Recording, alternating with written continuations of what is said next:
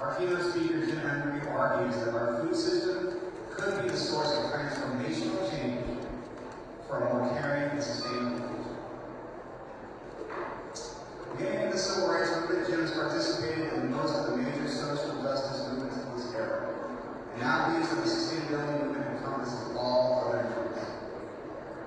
The focus on food systems, regarding himself as an encouraging intellectual activist, he contributes to theory and the practice of sustainable living at the local, national, and international level. In 2023, Jim was honored with the James Beard Foundation's Leadership Award for his lifelong work as a community activist advocating for sustainable living practices and Black and Indigenous rights.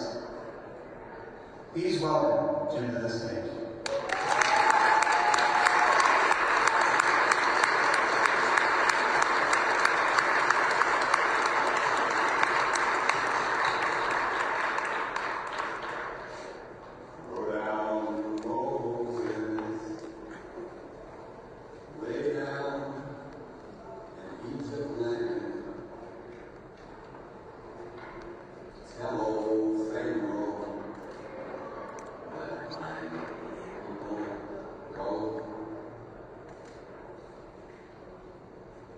Cultivating care is going to mean getting to pharaohs. The pharaohs within us have all been colonized. So how do you address the pharaohs within us? The pharaohs all around us that still control whether we care or not for each other. We're going to need a radical transformation of all institutions of this country. We're going to need a new system of economics, not based upon profit, plunder, and being predatory, but on the common health for all. We're going to need all the higher education institutions to go through a radical transformation from doing the work primarily of the 1% to the 99%. When these changes in business structures and ideas that talk about heaven is somewhere up there rather than right here. So I'm encouraging us today to take just that statement and think about how can I go about my work continuously to dismantle pharaohs within us and without us. Now I want to thank all the staff and board of OFA for organizing these annual conferences, first of all, and for inviting me to be here and be a part of this wonderful, inspiring conference. I want to especially shout out to my brother Milo over here. And many other wonderful folks I've been interacting with, from Abby to Erica and all these wonderful folks. Because Milo reached out a few years ago and invited me to speak in Dayton at the local conference. And as my usual habit, I was talking about the West Carver, and I'm actually plum food. And actually plum food in Dayton. I thought, well, they won't invite me back anymore. And my Lord called that summer. And said, hey, we've forgiven you, so come on back home. So I am back home. That's where I am.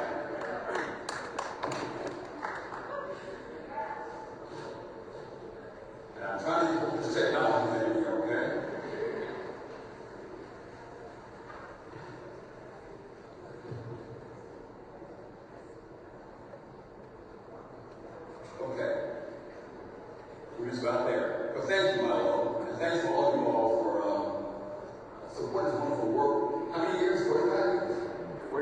45 years.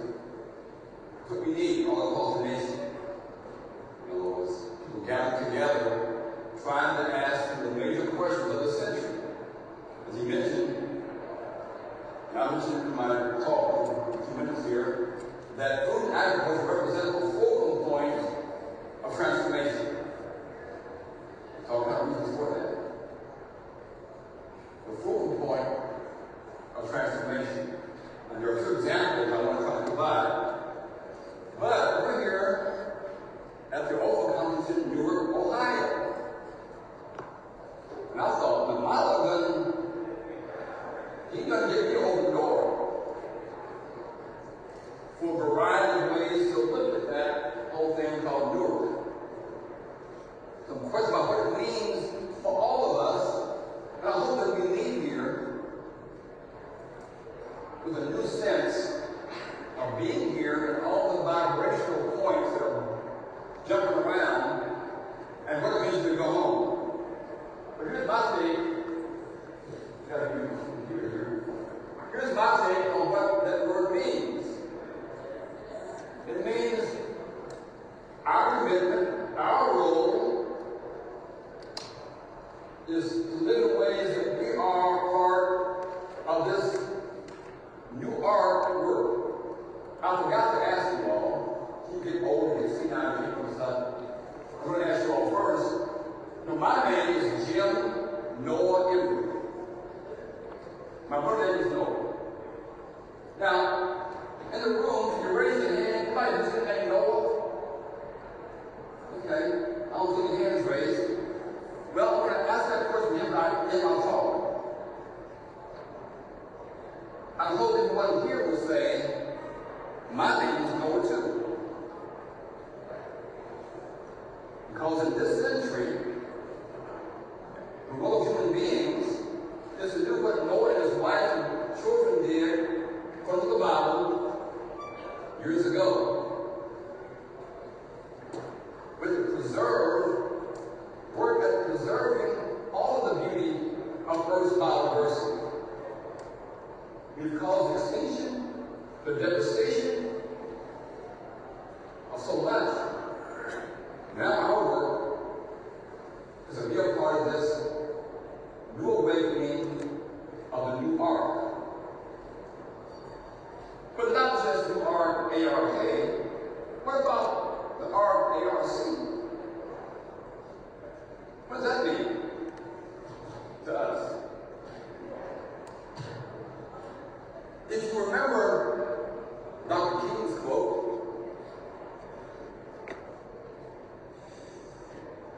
the art of the moral universe is long and leans towards what? Justice. Sounds like an old wannabe Baptist preacher, like Colin Slots. So I'm going to have it open for you to come on up in there. My point is, that part of this idea in Newark, Milo, Ophel, whoever else, is to embrace these dimensions of what it means.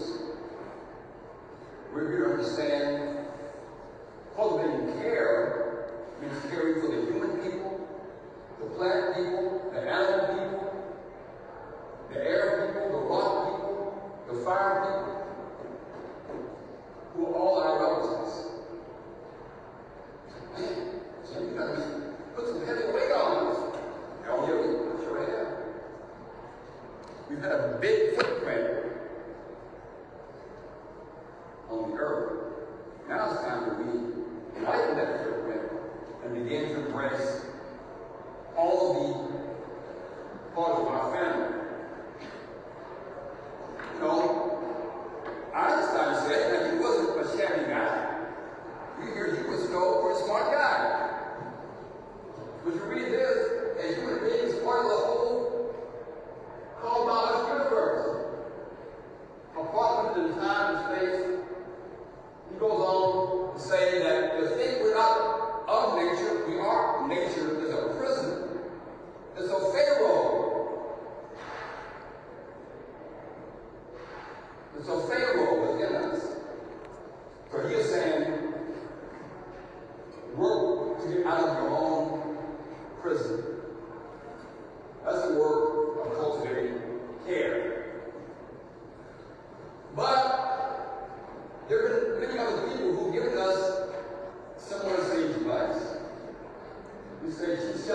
said, humankind is not woven the web of life. We are but one thread within it. What do we do to the web? We do to ourselves. All things are bound together. So my message today about cultivating care is this much larger sense of who we are and our responsibility. I hope one of you all's favorite human beings in the United States and the world, I hope one of you all is mine as well, is one portion of heart. I do about 30 or 40 talks a year, and I always include him for all kinds of reasons. And he says, cultivating care, cultivating soil and souls. He says, if we do to the soil injustice, it impacts the farmer. And it's vice versa. If we do to the farmer, and he meant back then, the black farmer, it also impacts the soil.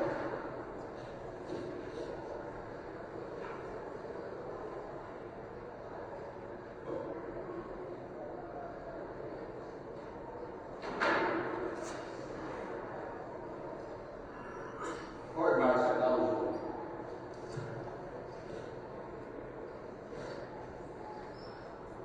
I heard this slide ran by us okay.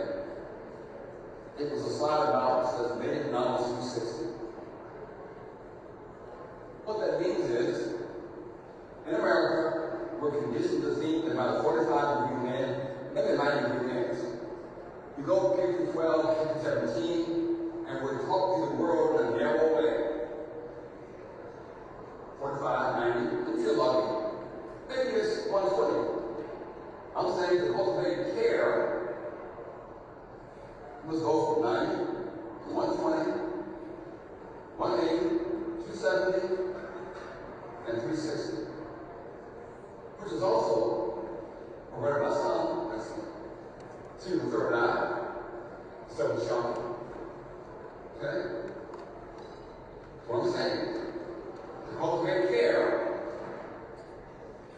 and we design open conferences, we design school curriculum, we're designing urban gardens. How do we develop this 360 minutes? Like Seattle, Einstein, and Carver talked about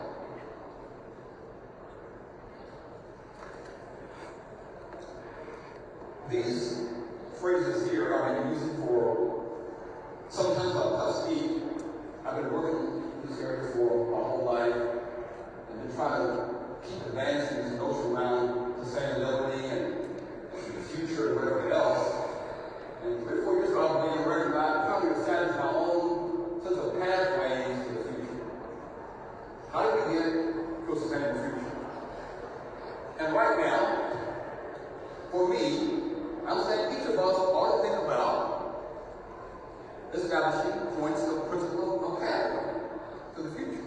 These are mine. Okay? And use them all from Stephen Wow. The first one is earth-centric, woman-centric. And they're connected. Because the oppression of women is connected to how we treat the earth, Mother Earth. We're connected. In fact, all these points are connected. Next is indigenous wisdom. Next is George Washington Carver and the African American ethos. Fourthly, arts, youth, and hip hop. And then Seaboard Terramagre.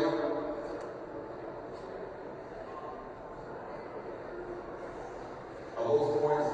Last one being vision. Look on the OFA website and many other council websites, and try to find OFA's 25, 50-year vision document. I couldn't find it. Must have been hiding somewhere. I'm sure that when I get through here, my little girl will give me a copy of it. And we can work from there because back in 1977, when my good friend Wendell Berry wrote his book about agriculture,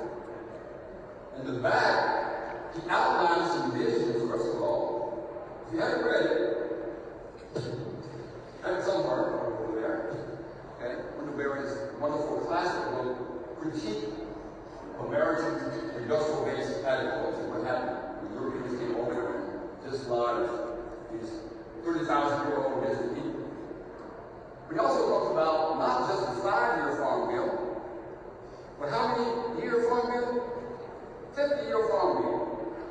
It's our vision. We're not taught to create vision. We're not taught to develop within organizations a long-range vision.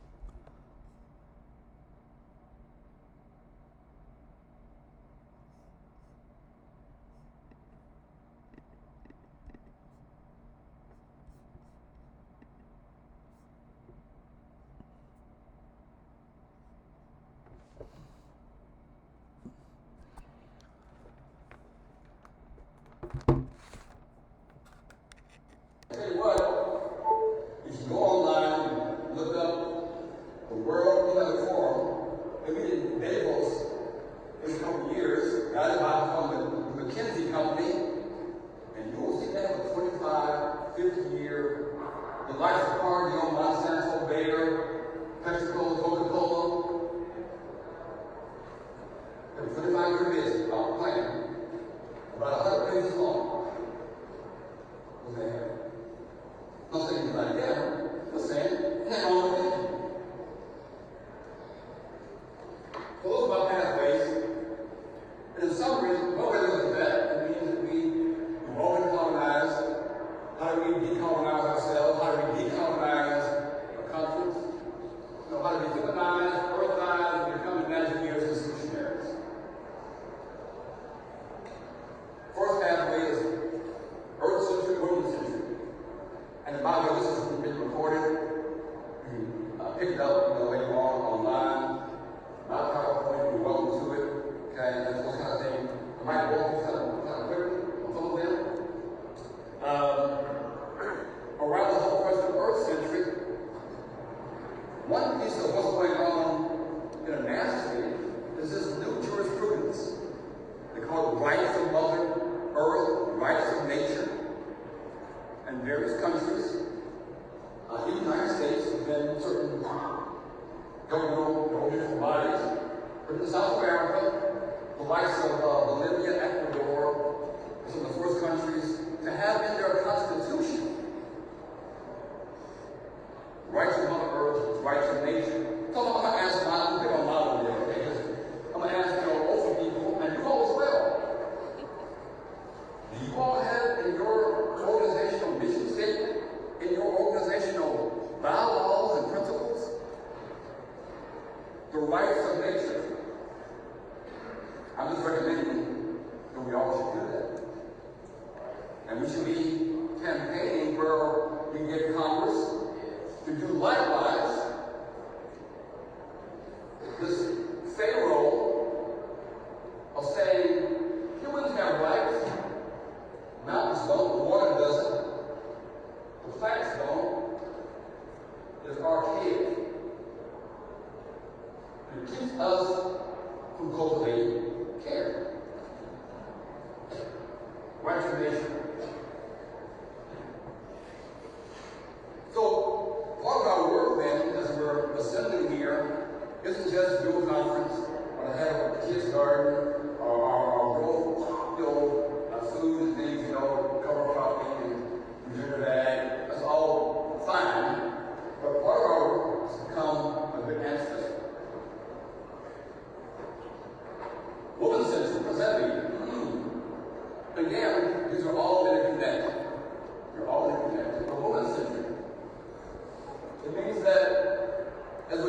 about sustainable communities, we're reminded, don't get me wrong, I forget things.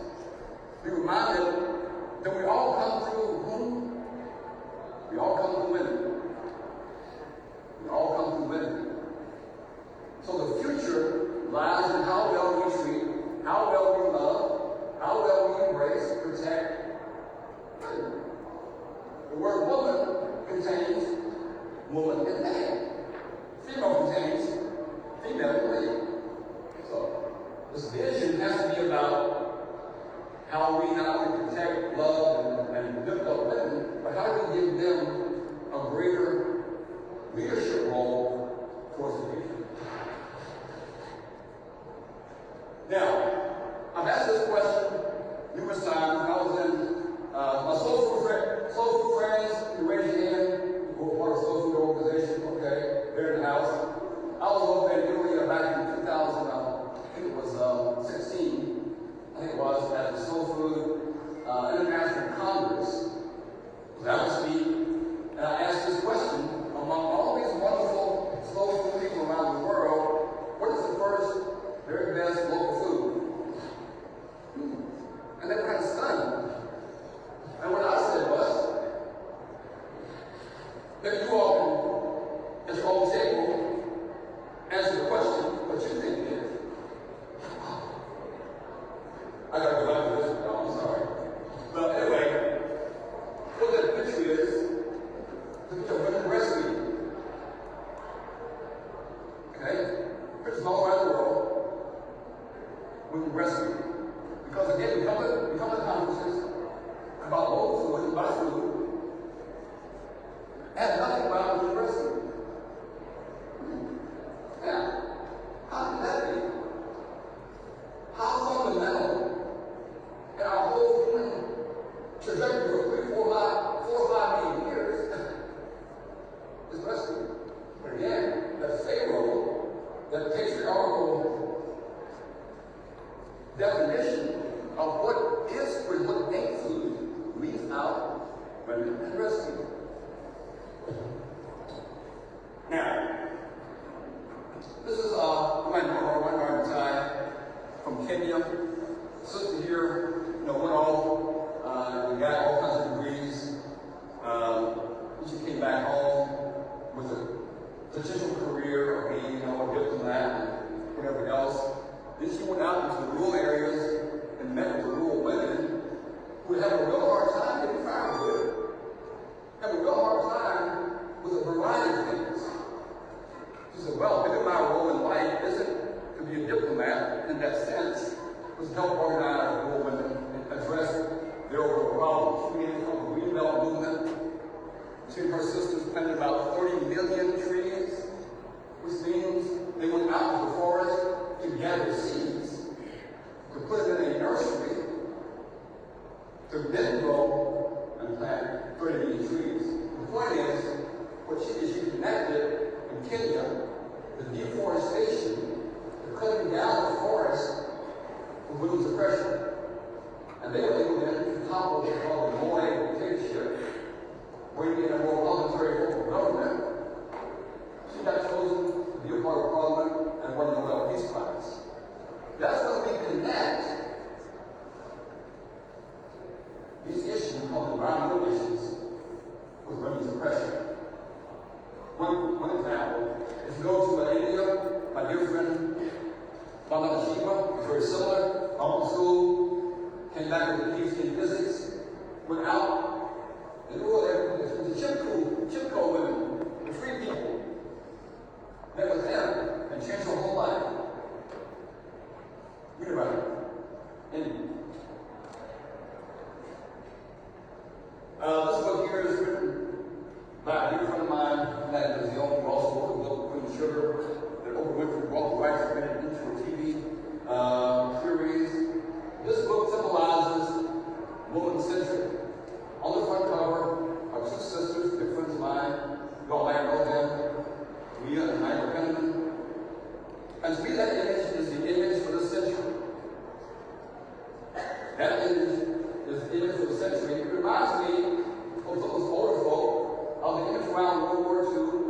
goes to the river, okay, from the going into the industrial plants and work and fighting the war. That was the image of that period. We're saying now, for the century, this image ought to be what we should all be. Get this book, first of all, and begin having this part of all our operations. Two women returning to the land. It doesn't just mean two women. It doesn't mean two black women. It means all of us. Must find ways to connect to the land. It could be in your own home, as my sister here is doing here from Bailey, and we're doing a workshop here at 10:45. She's growing mushrooms in her apartment. I'll tell some friends of mine, just get you a jar and some seeds to sprout, and your 15-story apartment just goes to sprouts. Okay? Anyway, this image here, this book, I have also an essay in this book. I have on my front table here some copies, and we have some more as well for the workshop. This is the title of my essay, talking about these ancestral vibrations. And I had meant to do, forgive me again, my brain is fossilized. I was going to open up actually with a point of libations. I didn't do that, I'll do that now. Point of libations to all of our ancestors, because we're here because somebody else made way for us. Okay? That's why we're here. So I ask you all to just think quickly about what came before you and call them to sit next to you. Okay? And I'm talking about not just the human ancestors, okay? I'm talking about all the other earth ancestors that made it possible for us to be here. And I have a special libation for fungi, the fantastic fungi. There's a fungus among us, and as the earth evolved and life came out of the ocean with the land, the fungi were pretty fundamental. Okay? In all of our work, we should again connect, learn about, read about such fungi. Because what about cultivating care? The fungi heard about us enough. Us being earth, family. To begin working their magic 500 years ago. And they still work their magic even today. If you are a good farmer, then you're really farming fungi and all things in the soil. Because we don't grow anything. We plant things, yes. We grow nothing.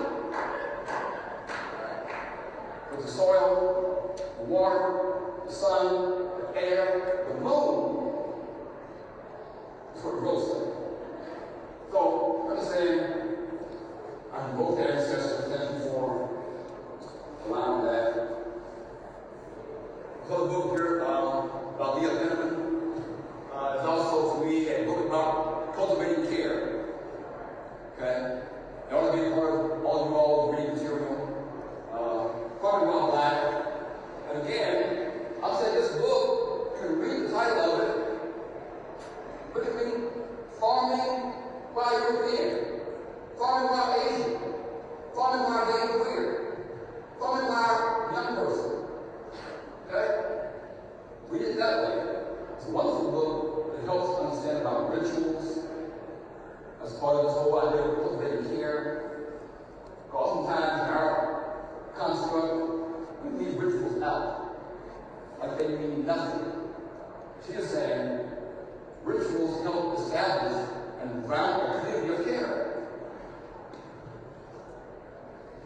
Woman-centric. Years ago, I worked with a youth program for several summers, and the public idea was to do murals.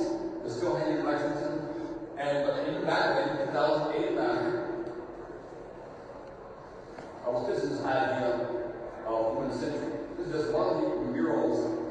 that got developed by these young people who are all high school students, symbolizing, that women hold up the world. Okay? Even though James Brown said, there's a man's world. And he said, there will be nothing without a woman world. James Brown said, that's all right. It gives us wisdom.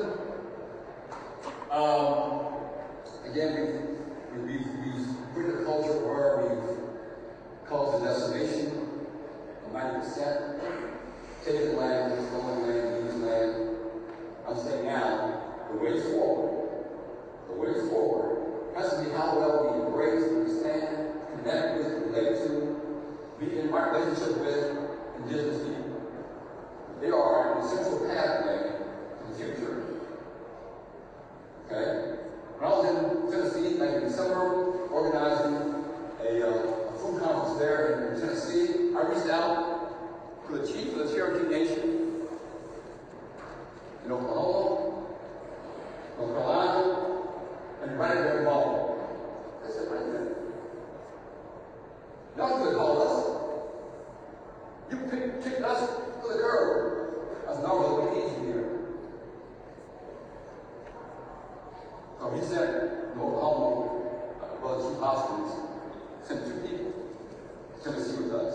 I suggest, when the future over conferences, reach out and have a great presence with business people, and reach out. I reached out here before I came to different Native American groups in Ohio, as well as other African American groups, blah, blah, whatever. But anyway, I'm saying we need to have a presence. And they came in and gave us a whole cosmology of seeds, and so forth. They are an important aspect of it. And I've been in Ohio